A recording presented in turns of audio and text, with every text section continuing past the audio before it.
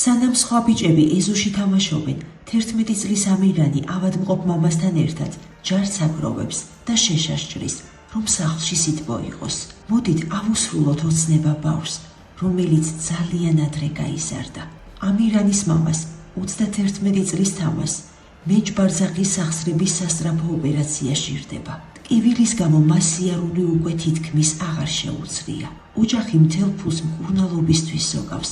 ბავშვური სიხარულისთვის კი აღარც ძალარჩებათ და აღარც ფული. მძიმე დღის შემდეგ ამირანი ძველ სპორტულ ფორმას იცვამს და კარატეზე გარბის. მხოლოდ მისი კიმანო დიდი ხანია გახუნდა და გაწვდა. დამცავები დაუსკდა, ბოტასები კი თითქმის დაეშალა. ის არ ითხოვს ტელეფონს, ან ძვირად ღირებულ სათამაშოებს. ამ ბავშვის ოცნებაა, უბრალოდ გააგრძელოს საყვარელ სპორტზე სიარული.